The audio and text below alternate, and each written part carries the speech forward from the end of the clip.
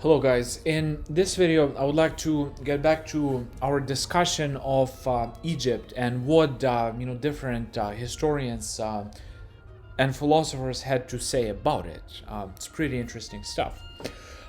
As we said in the previous videos, Plato really liked Egypt, and Hegel thought it was just kind of whatever. It was okay, essentially, we can say, for Hegel. And in this video, let us look at the famous controversial 19th century philosopher Nietzsche. Well, for Nietzsche, Egypt was bad. He really did not like Egypt. So if Plato loved it, Hegel was okay with it, Nietzsche disliked it. So why did Nietzsche dislike Egypt so much?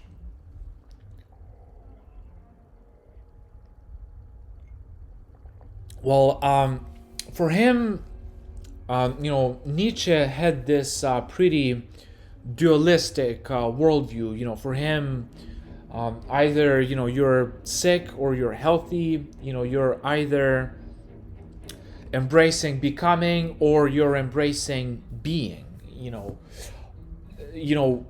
And what I'm trying to say specifically is, you're either embracing, you either have a life affirming, worldview, or you have a life rejecting worldview. Like either, and affirming life is healthy, whereas rejecting life is not healthy.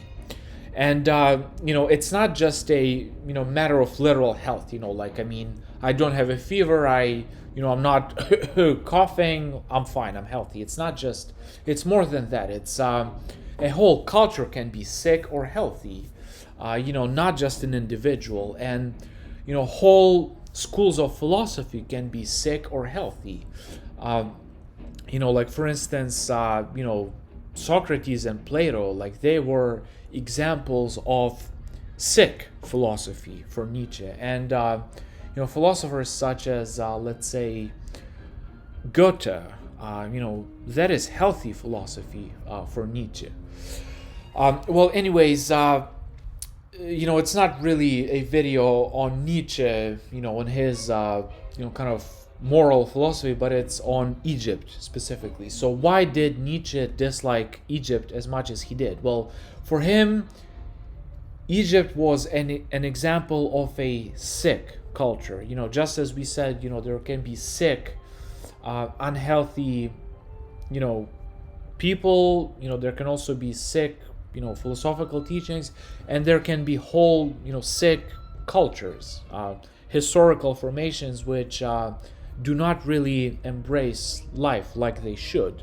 And for Nietzsche, Egypt was such. Why? Because Egypt valued stability and being over becoming and process. And this can be seen in a lot of different places. For instance, mummification. Mummification, kind of wants to just preserve life forever. Not, kind of risk it. Not, I'm not trying to say not risk it, but just kind of not embrace chaos of life.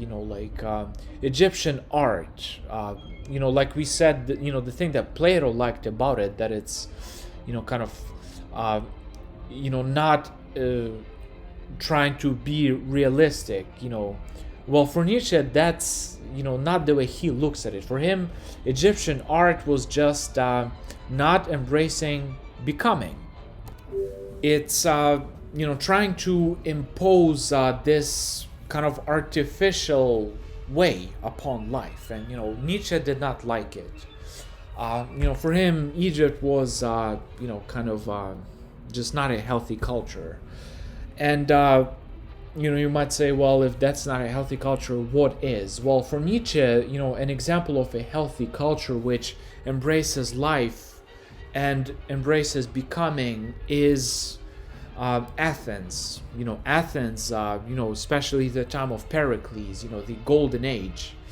And In this case, Sparta is closer to Egypt, because it's not embracing health and change as much as Athens did. So, Nietzsche really disliked Egypt, and pretty controversial insight, but Nietzsche is always controversial.